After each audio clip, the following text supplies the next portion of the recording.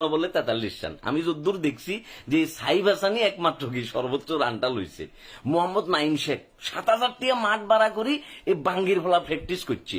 Visa জটিলতায় পড়েছিল, পরে ফাইনালি বিসিবি তারা টানি টুনি জট মাল এটারও লই গেছে। মাইরের উপর কিন্তু ওষুধ নাই ভাই, এটা সত্য। মাইরের উপরে কোনো ওষুধ নাই। এই বাঙ্গির ফলা যায় 24টা বলের ফোন মারিয়াতে 7 রান লইছে, ওকে ফাইন গেল। নাজমুল হোসেন শান্ত, পৃথিবীতে যত ক্রিকেট লর্ড আছে তাদের সকলের আব্বা হয়েছে নাজমুল হোসেন শান্ত। সে রান নিছে কত, 16 বলে 3 রান আছে। তারপর আপনার আছে কোন ক্যাপ্টেন মেহেদি, তহিদ হৃদয়, বিশ্বকবি তহিদ হৃদয় 12 বলে 7 রান।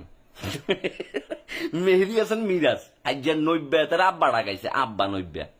ঠিক আছে, মেহেদি হাসান মিরাজ লইছে কত, 9 বলে 6। আচ্ছা, বাদ শামীম, সাতপুরের বিখ্যাত বাদ শামীম। ঠিক আছে, আমি আজকে সবারই পিন করে দিব কোনো কথাবার্তা ছাড়া, ব্যাকেরে পিন করে দিব আজকে। যারা যারা কি ভালোবাসা দিব ব্যাকেরে পিন করে দিব কোনো কথাবার্তা ছাড়া।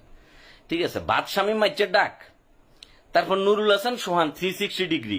হালারুত্থালা জীবনে একটা বিশাল বড় সুযোগ পাইছিলি রে সোহান ভাইয়া, বিশাল একটা সুযোগ পাইছিলি, এটাও কাজে লাগাইতে পারলি না। নুরুল হাসান সোহান 6 বলে 2 রান।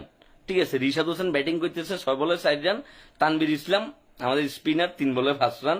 হাসান মাহমুদ 11 বলে 5 রান। তার মানে হাসান মাহমুদ বাদ শামীমের সাথে ভালো ব্যাটিং করছে, নাজমুল হোসেন শান্তর চাইতে ভালো ব্যাটিং করছে, এবং মেহেদি হাসান মিরাজের সাথে ভালো ব্যাটিং করছে, নুরুল হাসান সোহানের চাইতে ভালো ব্যাটিং করছে।